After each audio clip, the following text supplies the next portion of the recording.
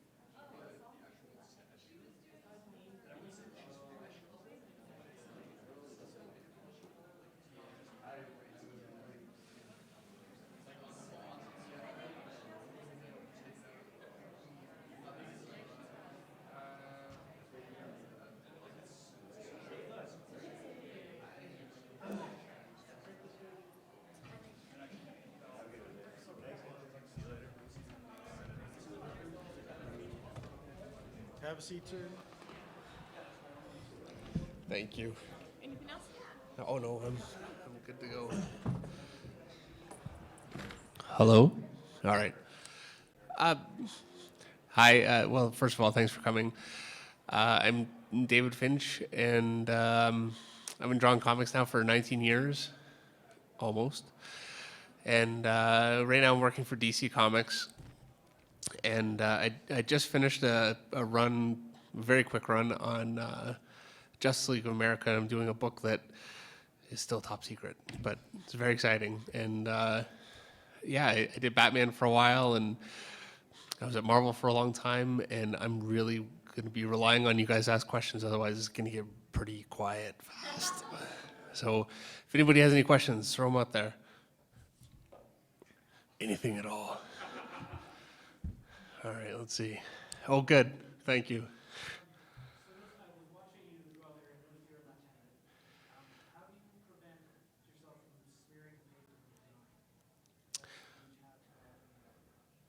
The biggest thing that I do is I use the 2H lead, which is pretty hard. So that helps a lot. Using an HB lead, you can really make a mess, almost no matter what you do. And then, I mean, you can see I've got lead all over my hand. The other thing that I do is I just take a little scrap piece of paper and put it under my hand while I'm drawing, and that really makes a big difference. So, you know, between the two of those, I'm usually pretty good. And I press really hard, so I think I really grind the lead right in there, so it's hard for it to move around too much. Yeah. You guys are killing me right now.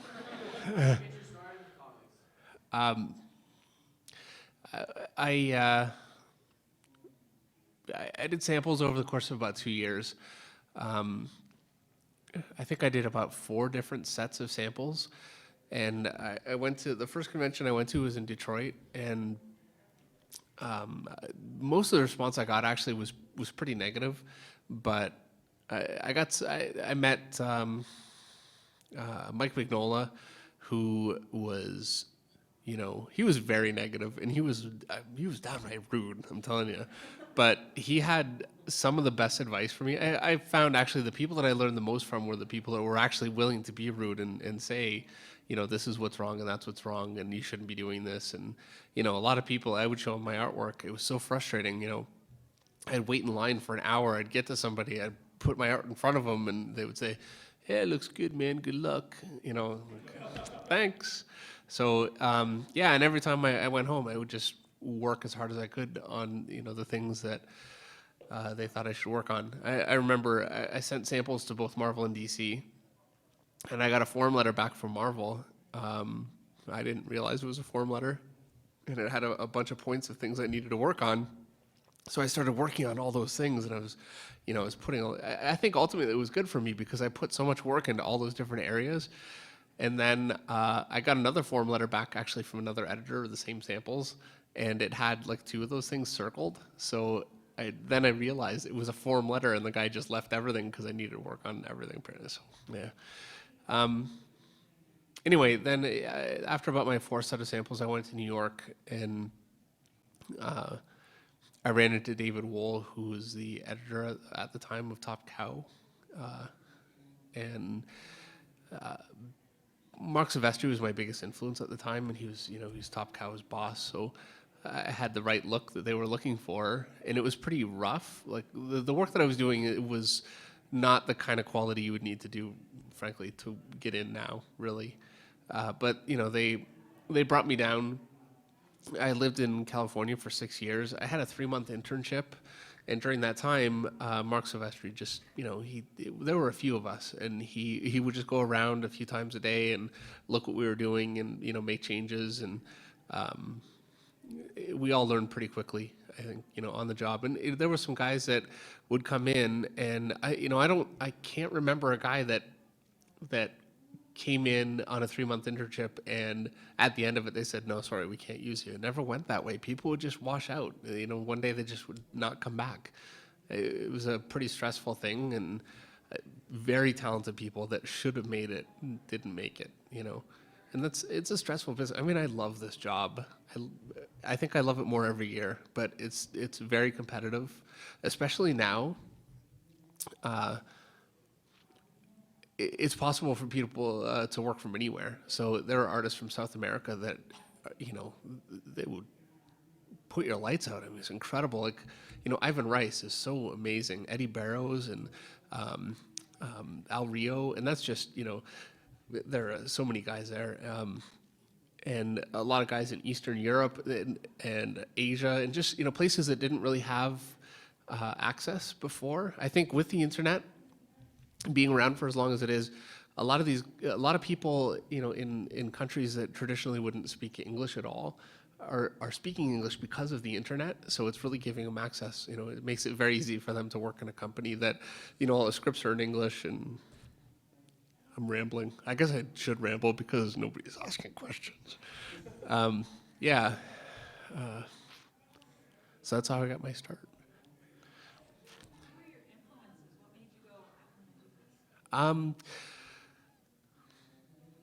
The first comic that I really read that made me go, I want to read comics, was John Byrne's X-Men with Chris Claremont. And my sister used to read comics. I never really did. And one day I wanted something to read while I was eating my cereal, and I'd already read the newspaper. I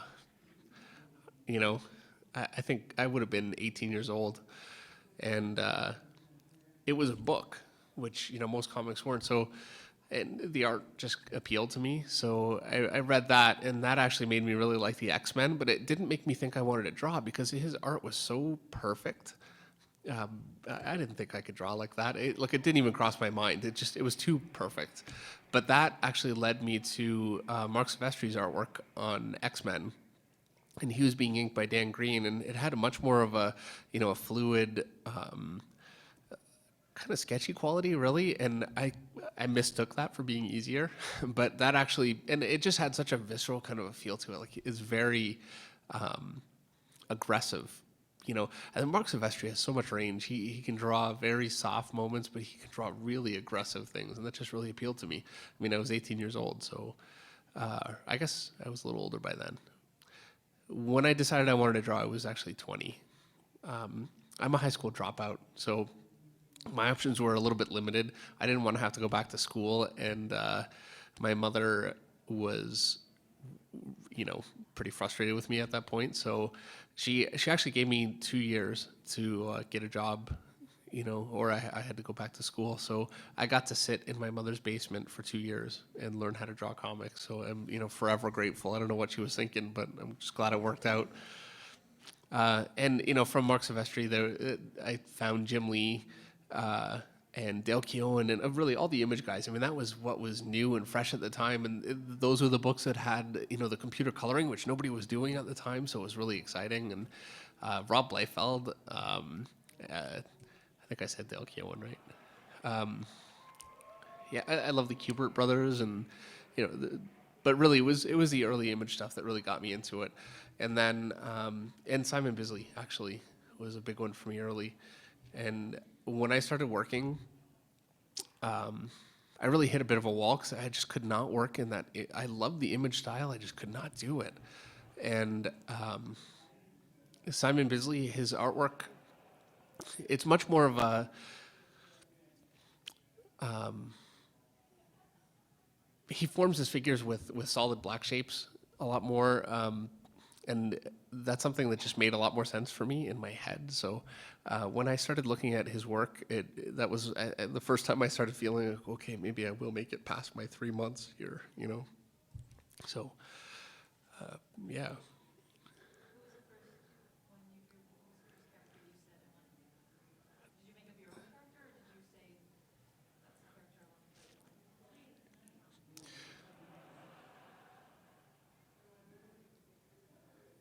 I made up some of my own characters for samples. I don't think they were really characters that I actually really wanted to draw.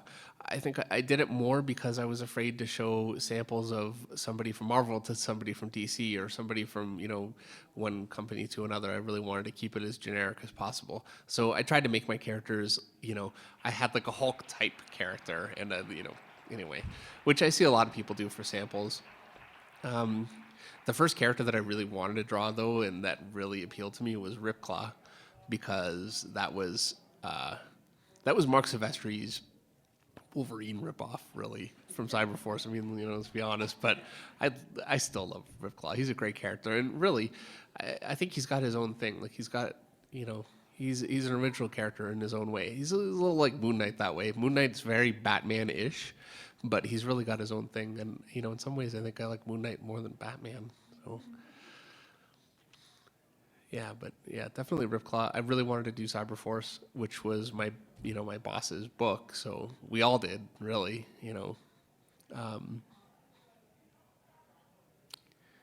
After Cyberforce, I did a book called Ascension, and that actually happened because I really wanted to do a Ripclaw book, but they had just canceled it, and they didn't have any confidence that they could sell it because it had just been canceled, so they refused. So I didn't have anything really to draw, so I just made something up.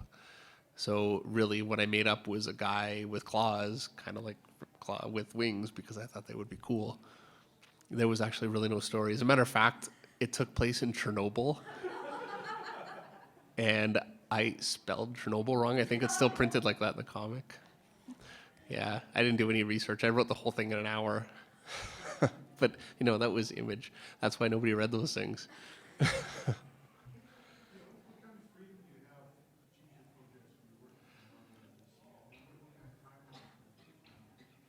I have actually a fair amount of freedom, but at the same time, they have projects that they really want to push and that are important to them, and you kind of have to play ball with them. I mean, I get a lot of promotion and I get a lot of great things from DC, and I did from Marvel, but definitely they have projects that they want done. Like, I can't say that a book like Ultimatum would be. I would say, oh, I really want to draw, that right now. I always, I'd love to do Daredevil, or I'd love to do the guy with the skull. Shoot, Ghost Rider. But the big crossover books are really that's much more, where the bread and butter is for the company. So, and I'm happy to do that stuff as long. I got to work with Jeff Loeb, and I got to draw a panel with the Blob getting his head bitten off, which was fun. The whole time I was drawing that, I thought, wow, this is going to be. I'm not going on the internet for a month after this. And at DC, it's been kind of similar. They gave me the Batman book that I wanted. I went to DC to do Batman, and it got a little more convoluted than I expected. I didn't actually want my own Batman book. I just wanted to draw Batman, and it just ended up working out that way. And after Batman, I did Justice League of America, which was much more. I really wanted to work with Jeff Johns, and that's actually really more where I am right now. I'm much more interested in finding a writer that I really like and working on something that, a script that I believe in, rather than the characters, because I've drawn characters that I really like, and bad scripts have made me, I mean, not hate the character, but definitely give me a little bit of bitterness toward the project. So, and as far as timelines go,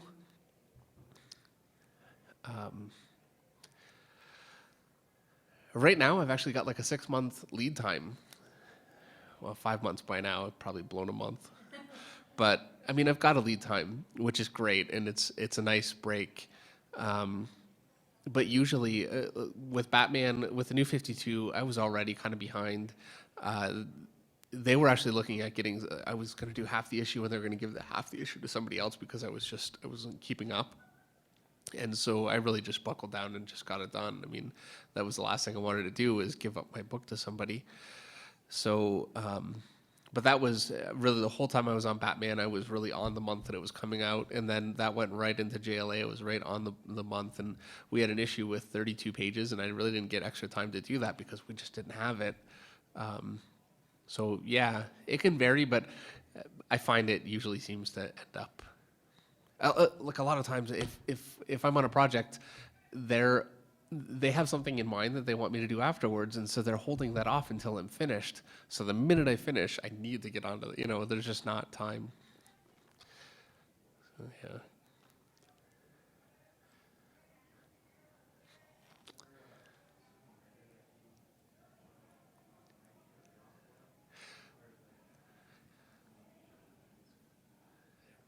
Yeah.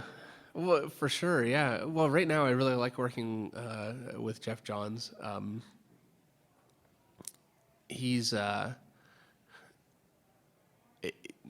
he's a lot like Bendis. He's completely different. You know, his writing is totally different than Bendis, but his scripts are really similar because he's really good at getting his point across without a lot of information. And I know exactly what he's looking for, exactly how big and what kind of angle he wants. You know, it makes it very easy for me. I remember when I was working with Bendis, I had people telling me that they thought I was a good storyteller, which I had never really heard before. And it was a script. I mean, I just follow the script. It's pretty easy. And I feel that way with Jeff Johns. And I love his stories. You know, his characters are very real for me, which is really important. So yeah, Bendis is a big one for me. Greg Hurwitz is a writer I really, really like working with. He's very collaborative, which is great. And then there are a lot of writers that I worked with. I did one issue with Greg Kyle and Christopher Yost, and I actually didn't talk to them at all. I got the script, and I just drew it. You know, we didn't talk, and the script was so good and so easy to draw. It just, you know, it didn't matter. So that was great. Yeah, there's a lot of writers that I would love to work with. I would love to do something with Neil Gaiman, and I think I would be totally inappropriate for a Neil Gaiman comic. Like, I don't think it would be good, but I would love to do it. I got to do something with Grant Morrison once. That was great. It was it was a very interesting experience working with Grant Morrison because when I got the script, and I was drawing it, I had most of the information, but so much of what was in that comic actually I read when I read the finished book because he's very collaborative in a different kind of way. Like, we didn't actually talk at all, but he really took a lot of what I did in the artwork and used that for the writing. Is very creative. So I felt like it made me look smarter than I should have, which was nice. I would love to do something with Grant Morrison again.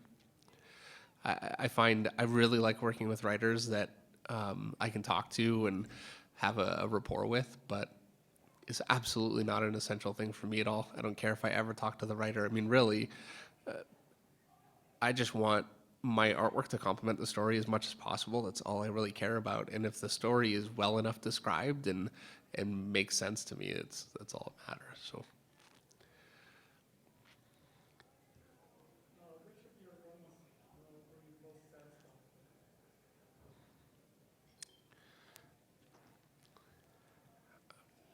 I hate them all.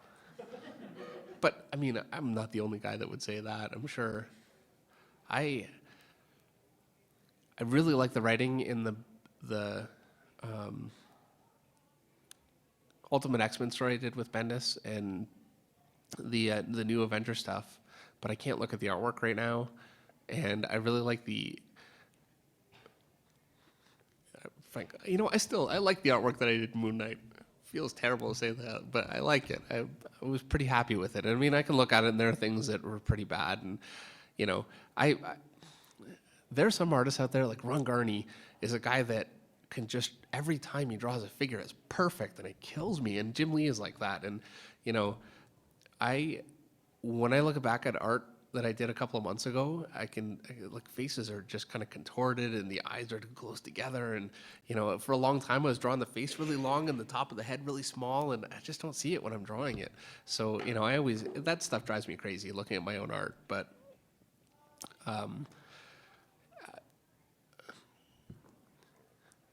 maybe, you know, the Batman run I did with Greg Hurwitz, because I love the story and it's recent enough that I'm still not really completely noticing all the horrible things in the art.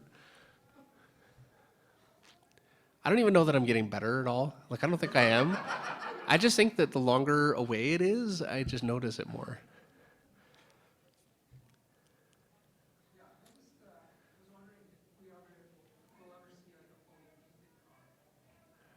No.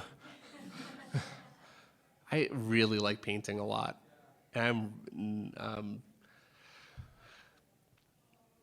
I would say for every 3 paintings that I do, I throw away at least one because I get far enough with it. It's just not working. Like, it happens all the time. And I know if I did it enough, that would stop happening.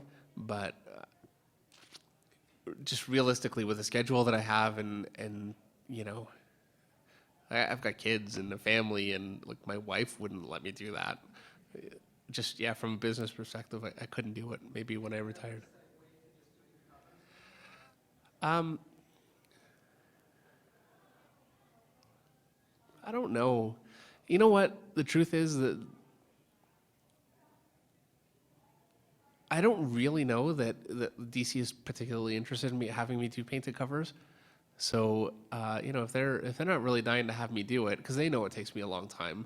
Um, I mean, I'm pretty quick, but if it takes me 3 days to paint the cover versus a day to draw it, they don't like that. So they really started discouraging it, which is, I mean, that's a big reason why I haven't painted in 2 years. They kind of discouraged it. So, you know, I mean, that might change at some point. I really like painting, but I haven't painted anything since the Superman 900 cover. That's the last thing I painted.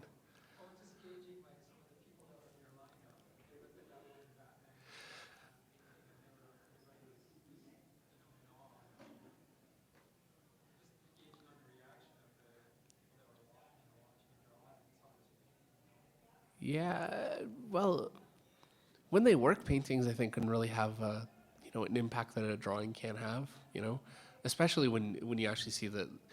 I mean, nowadays everybody works on part of the reason why nobody cares about painting anymore is everybody can do it on the computer, and it's relatively easy to do on the computer. So you know, the quality of having a painted cover just isn't. You know, it's not really as valued as it used to be.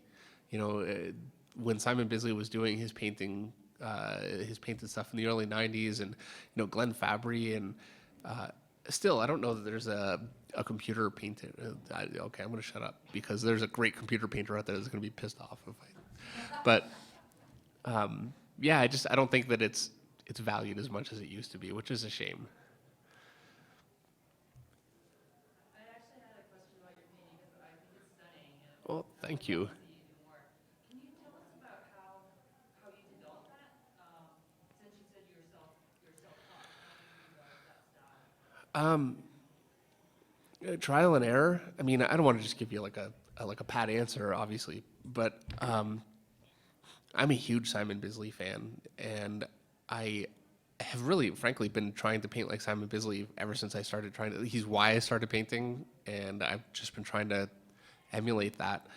So when I first started, I'm using acrylics mostly. I use oil a little bit, but I mostly use acrylics. When I first started, I was painting way too thick. With I wasn't washing the paint down enough, and it took me a long time to figure out you really need to. It's all about having good brushes and working in thin passes and controlling the paint on the brush. So what I was trying to do is, excuse me, I do an underpainting, just a base color, I use a burnt sienna, and I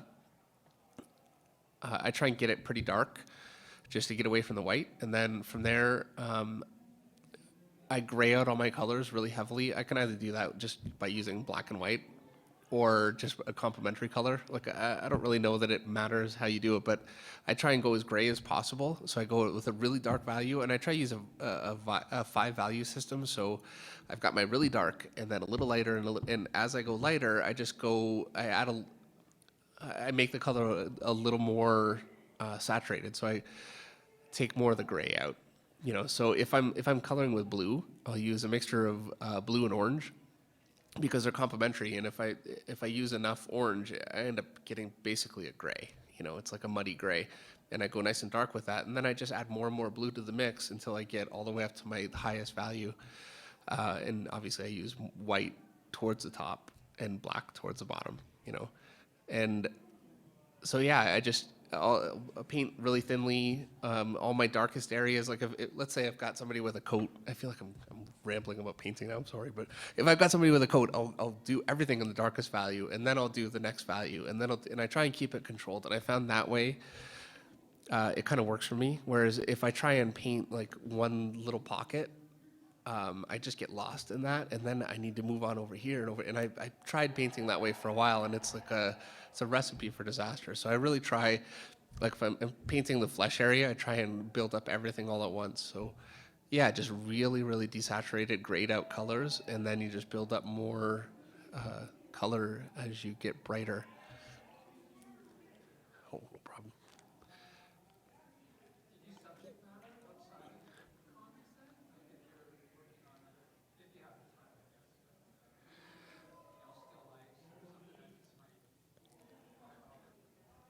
Um, Not really. No, no,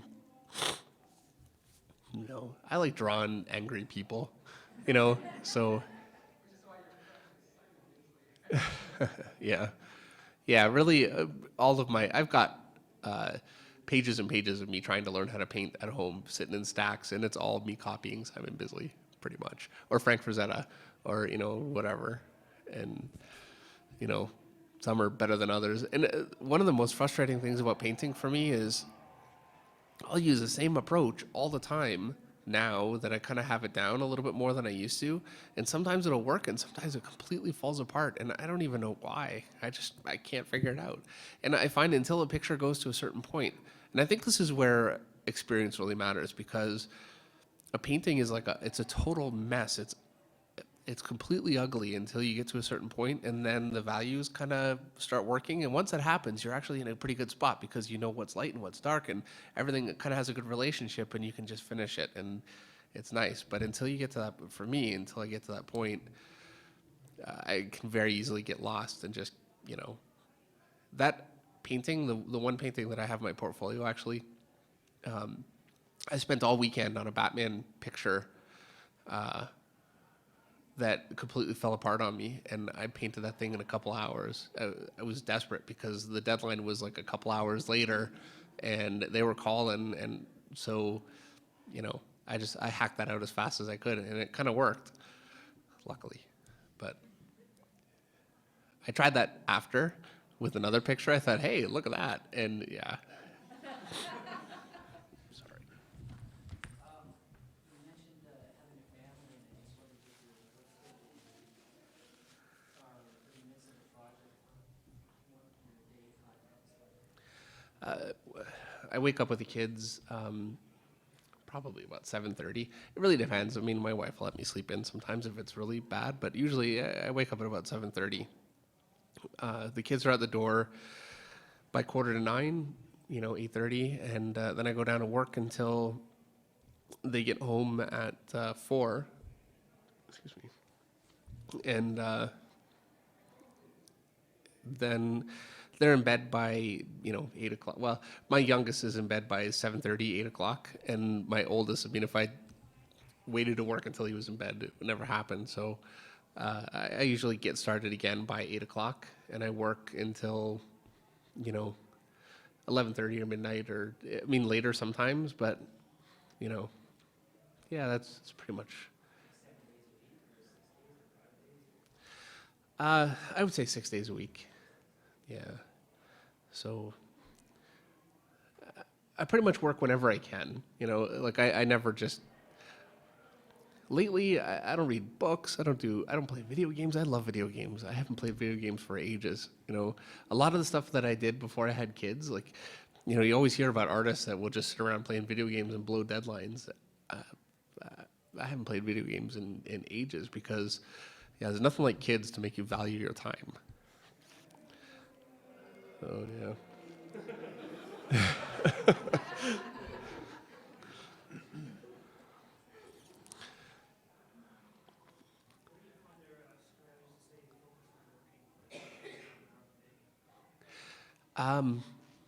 Actually, that's one of the reasons why I like being an artist more than a writer. I mean, I feel like I'm better at being an artist than a writer. But if you're writing, you really need to sit and just concentrate. Like your head it has to be completely in the game in order to write something. And I, I burn out within half an hour doing that.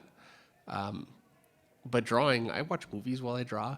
I'm addicted to tutorial videos. So, you know, part of the reason I haven't painted for the last couple of years is I really got into 3D. So I really like ZBrush, and I've been sculpting in ZBrush in my spare time, such as it is, and Maya and a lot of that kind of stuff. And I'll never use it for anything really, but yeah, I'm enjoying that. So Yeah, I draw while I learn how to do things on the computer. You know, honestly, because I'm drawing, I'm not really paying attention, so I don't think I'm actually learning anything, but it keeps me entertained. So I've been watching The Walking Dead, all kinds of stuff. So yeah, that's the nice thing about being an artist is, I mean, I could be drawing a picture right now and talking. Really, you don't have to think about it the same way. I think it's like a different part of the brain a little bit, and especially I can't watch something while I'm laying something out. But once I'm rendering, um, it's it is pretty mindless. I mean, honestly, it really is. Was wondering about the relationship with the letterer. So you get the script, you're laying it out, what are they coming? The letter actually comes in, um, depending on how tight the deadline is. They come in after the pencils or after the inks. A lot of times, I'll turn in pencils and they letter right onto the pencils, and that's because it's on a separate layer for the print. You know, it doesn't matter, but.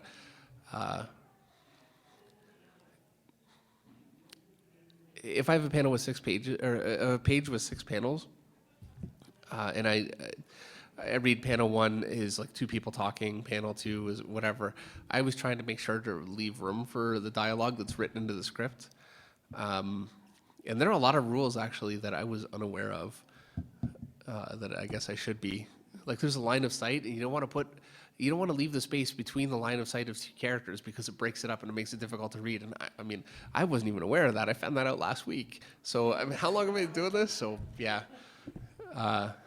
but I don't actually ever talk to the letterer. It's letterers. I don't know how many books a month they do. I mean, quite a few, and they work more with editorial. Editorial actually will take the script and they do the balloon placement, and then they pass it by the writer, and the writer reviews it to make sure that that's what they want, and they didn't forget anything, and then it goes to the letterer.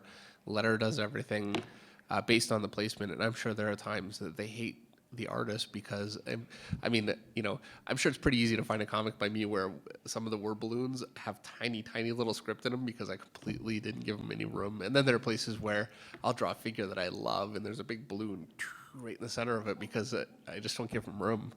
So, but they're always pretty good about usually finding ways around that. But yeah, you know, maybe there's a place where I actually could make my job a little better just by talking to them a little bit more. But you know, yeah, I don't think I've ever actually talked about a comic with the letterer. There's definitely a disconnect there. What sort of, how much freedom do you like the writer to give you when talking about like panels and what's in the panel, like layouts of panels on the page, or is it more like framed, sort of like this is exactly what I'm supposed to do? My preference is to work with a writer that knows what he's doing. You know, it takes so much of the heavy lifting off of me. I worked at Image for a long, long time where I would get whole scripts. It would be like a page and a half. And, you know, I really enjoy working that way. And it can be really liberating having the freedom to be able to say, okay, I want this to be the big panel, and I want this much to be on this page, and this much to be on this page. And I don't think that I'm so terrible at it for sure, you know. But a good writer is actually really good at making those decisions. And I prefer to just follow what they have. If it's somebody that I trust and I feel like they know what they're doing, you know, I prefer to, you know, follow it. And to be honest, really, I love drawing, you know. I like storytelling. I love drawing. So, you know, if a writer's willing to do all that work and make everything perfect so I can just draw it, that's great. I don't really necessarily need to, you know, go in there and change things up too much. So I try to be pretty faithful. I'm pretty happy working that way. Is anyone else in your family artist? Yeah, my mother, and she was a nurse, and that's actually what my grandfather wanted her to do. So she went and did it, and she always drew, you know, here and there, you know, in her spare time, but never that much. And now she's retired, and she's oil painting, and they're getting pretty good. I've got a few of them up. They're good. So, you know, and she's really enjoying it. She's spending hours a day doing it. So, I think that's really more where I get it. My dad was an engineer, so and that's actually what he wanted me to do, but I foiled him by dropping out of high school.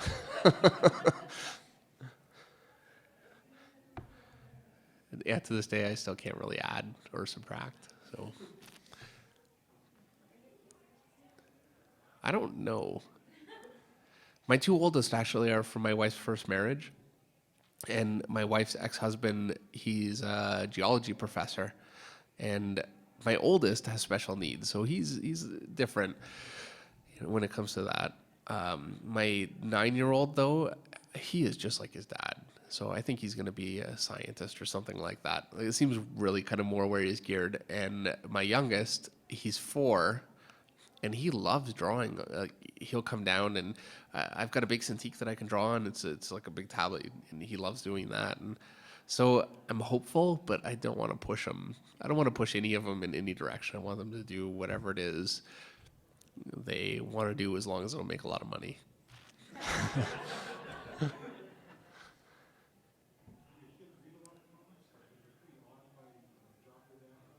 They do not care.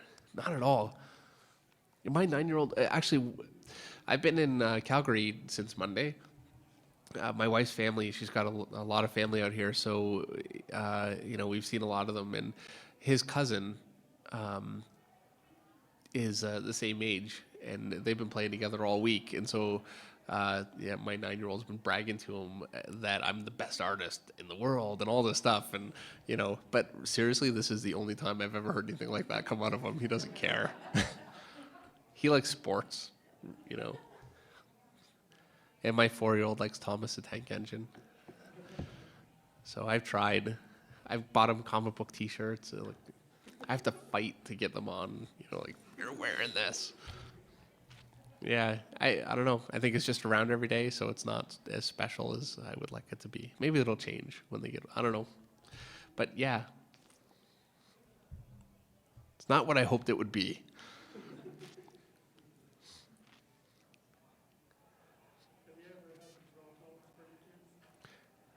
Yeah. Yeah. Yeah, a lot of times. I could actually draw a pretty good Thomas right now, just like that. No reference. I can also draw Percy pretty well. Yeah, I've done it a lot. And he loves Dora and Diego. Anyway, I could go on. Yeah, all that stuff. So, and I feel like I've been doing it for half my life by now, because my 9-year-old, when I met my wife, he was 2, so he loved Thomas, and we watched nothing but in Canada. We're in Canada. The kids watch nothing but Treehouse, So finally, they kind of, my 9-year-old grew out of Treehouse, and we had my 4-year-old. So I've been watching it now for how long? I don't even know. A long time. I've been watching Treehouse every day.